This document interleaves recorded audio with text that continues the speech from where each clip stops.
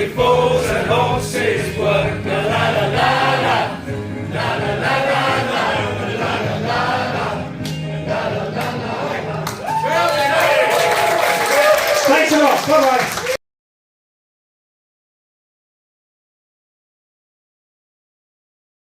I want to hear it. I want to hear it. I want to hear it. It's the time of year, now that spring is in the air, when those two wet gits with their girly curly hair sing another song for the rolling holidays that nauseate, eight in a million different ways, from the shores of Spain to the coast of southern France. No matter where you hide, you just can't avoid this dance. Hold a chicken in the air, stick a picture up your nose, fuck a jumbo jet, and then bury all your clothes. Paint your left knee green, then extract your wisdom teeth, form a string quartet, and pretend your name is Keith.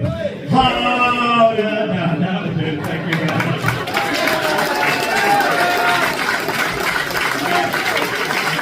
And I think that's the only time in the history of the UK charts that the word string quartet had been at the top of the charts. Please, somebody else. Oh. Unfortunately, Steve didn't do a song.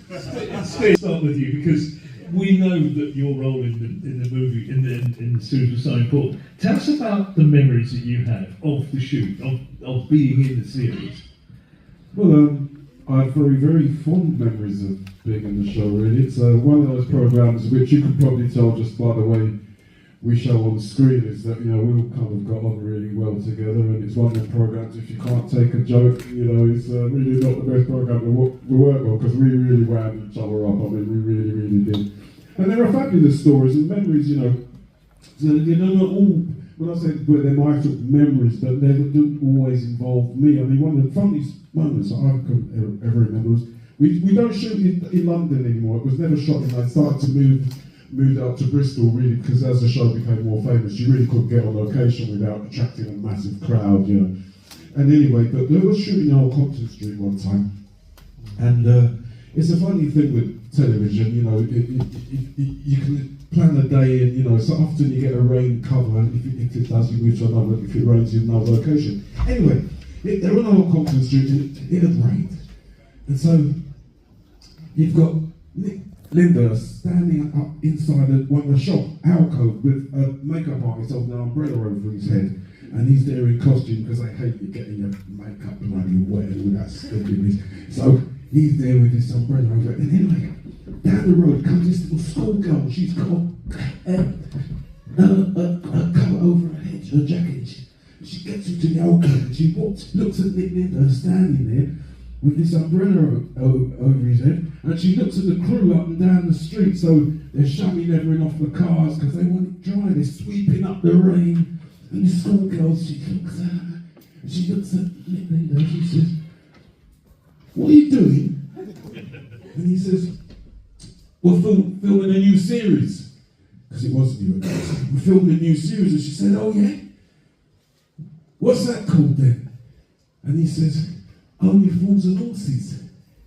And she pops her head out and looks up and down the street, watches the crew sweeping up the rain, shoving everything off the cars. And she turns to Nick and she says, "Did you say Only Fools and Horses?" And he says, "Yes, Only Fools and Horses." And she says, "Well, where are the horses then?"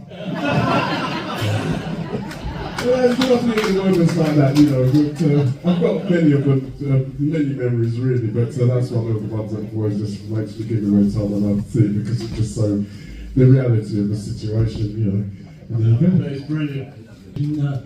Series 4, Fools and Horses. I was a big fan, and suddenly I got a phone call from the BBC, and they said, "Can you come and meet Ray Butt?" And Ray Butt was the original producer and director, and the man who really drove the thing into place where it became so successful. And I knew Ray a little bit, but so I went into his office and said, "What can I do for you, Ray?" He said, "Read that." He said, "Oh, something. Sorry, you didn't keep saying sorry." Well, apart from me, obviously. I beg your pardon, man. May I say very beautiful, but even beautiful father. Very lovely, good man. Thanks, sir. Easy, you want to see that? We'll edit this afterwards, it's all right. Every time. Anyway, so I sat down, this in Fools and Horses. He said, have a read of that. So I started to read it, and it said, Mel Mickey should be played by someone like Dan Peacock.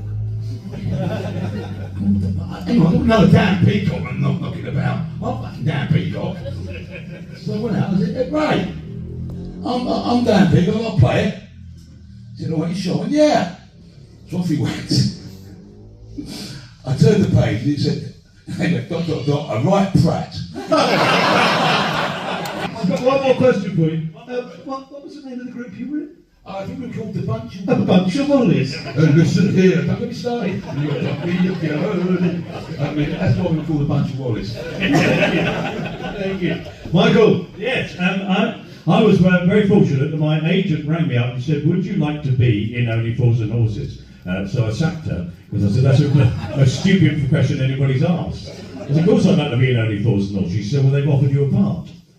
That's not bad, is it? And so I went, fantastic, do you have lines? And she said, yeah. So I read the script, I thought, this is brilliant, fantastic. So I turned up, but of course, by then it was series 7, I think, of Only Fools and Horses. It was the biggest show in the country. And I was absolutely terrified, of course, because I thought, I'm going to go into this room and I'm going to have to try and be funny, along with David Jason and Nicholas Lyndhurst. And I thought, this is ridiculous. I turned up and actually, as I walked through the door into this great big room, and there was a table down the end where they were all sitting, David Jason jumped up out of his seat, he went, hey, Mike! And he came running down the hall and he went, oh, brilliant, mate. Oh, so glad you're in this. Fantastic. Come and sit. Everybody, you know me? Introduce to everybody. Sit down. Oh, we're looking forward to working with you, mate. And I thought, oh, I didn't realise I was that well known. You know? But of course, that's the naivety of youth, because what he was really doing was making me feel at ease. And so immediately, I felt part of the gang. And that is exactly why it works, I think, Only Fools and Horses, because everybody will tell you the same story, that you were welcomed in as if you were part of the series and you've been in it forever. And you felt like you'd been in it forever. And you felt really relaxed and easy. And I worked with David on lots of things over the years. And he's a very practical joker. And once I was doing a radio series with him, and a man who, in the pub that I go to, who's a great big bloke, the landlord, called Dave. Well, we call him Fat Dave. Not to his face, obviously. And he said, oh, you work with David? Oh, I love David. Yes. You couldn't get his autograph, could you? I said, well, I don't think he does autographs very often, but I'll ask him. So I went back and I said, David, you couldn't sign my programme, sign my script, and I'm going to give it to a bloke called Dave. We call him Fat Dave, who's our landlord. He went, yeah, you sure it's some bird, isn't it? I said, no, it is. He's a landlord. He said, I don't really do that sort of thing, Mike. And I went, oh, okay, no, fair enough. And during the week, he kept saying, what was his name again? I said, Dave. He said, yeah. He said, you sure it's not Rodney? I said, no, it's Dave. And then, but right at the last, at the end of the day, he said to me, do you want me to sign that script for you? I went, well, he wrote, Dear Dave, all the very best, David Jason. P.S. Do you know everyone calls you Fat Dave? I wasn't required to be a complete twat, but I obviously am one. But no, I received a script through the post, and this was I think the last series before they started doing the specials, and it came through, and I said to my wife, we were actually just in bed. It was a Saturday morning, I remember. I said, look, I've got a script from the BBC. She said, oh, open it. And it said, stage fright. And at the bottom in small print it said, the sending of the script does not constitute an offer of a part therein. I've never forgotten that. And I thought, oh, that's me. I'll get there. Anyway, so my wife, Rosie, said, come on, let's read it. So we just lay in bed reading this, going through, and I said, I thought I saw I was going to be, down to play the part of someone called Tony Angelino. So I thought, okay, So we read through the script, and then got to the first scene where you see Tony Angelino singing down by the Riverside Club, or down by the Riverside Club, and so it went on, and then there's the scene, at the end of that. And this is, as Mike was saying, David and Nicholas in particular, they were really, really sort of generous actors to other people. And this, as Mike says, this was, it was the most famous television program on TV in that time. This was 1991, I think. And I know I haven't changed at all, but there you are. And it was, and so it was. They were so welcoming. And there's that scene, where Tony is getting undressed, taking his stage kit off, and he takes off his wig, and they realise that he's follically challenged, and then he's he takes off his shirt first, I think, and then he takes off his platforms, and then finally there's a bit where he takes out the sausage, the sabaloid, But I remember when we were rehearsing that bit, that Sir David, I should say now, he was the one, he sort of said, oh, now, hang on. And he went up to Tony Dowd, the director, and said, is it all right if I sort of take over here? Because he'd spent his life up until that point sort of perfecting, how, comic business on the stage. And I first saw him in a play called The Normal Conquest in the theatre, and he was brilliant in that. So he had really he'd honed the comic skill. He was obviously a natural comic, but he had honed it, and so he took over, and Tony said, yeah, of course, David, So he was the one who was sort of directing all of those, that scene, because it's actually quite a complicated scene, because in terms of where everyone's looking, and there's that bit with the sausage in particular, where Rodney, Dick, was looking over, and David said, oh, no, you can't be looking at it,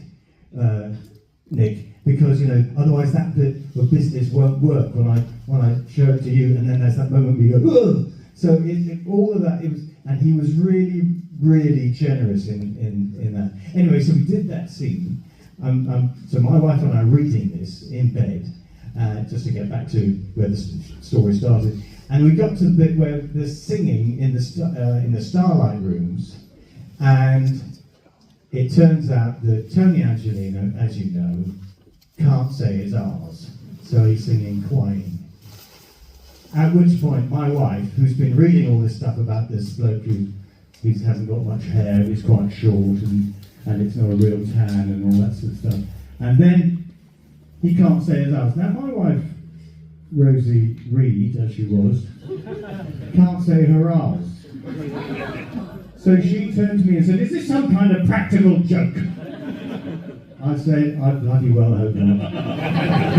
Thankfully for me, it wasn't, and so I'm now here, 35 years later, with all of you guys, and thinking, thank God for John Sullivan, that's all I can say.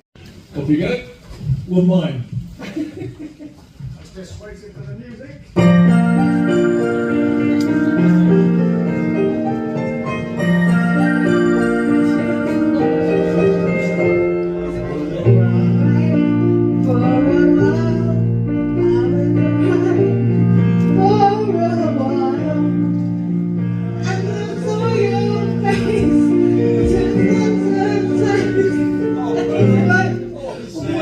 Good love. I just give you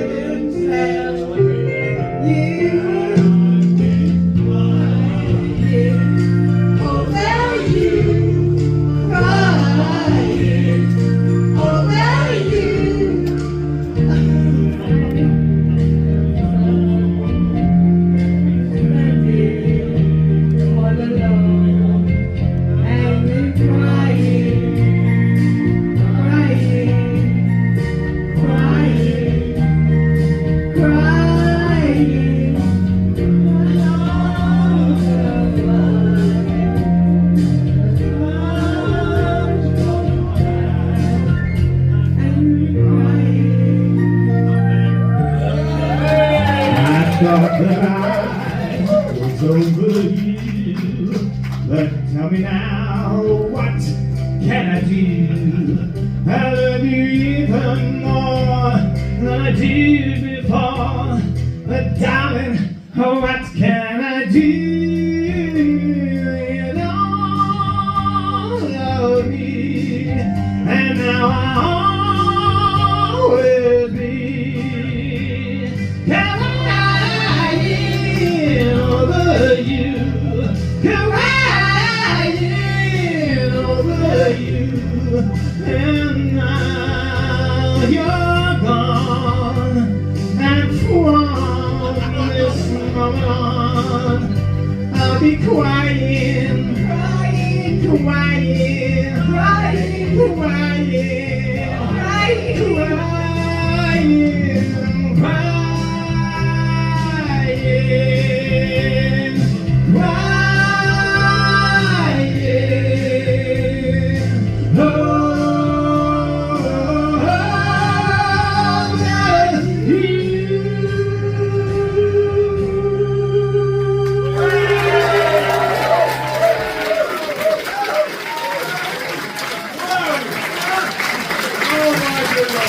We've had people from Star Trek, we've had people from Kiss, we've had people from an amazing TV program.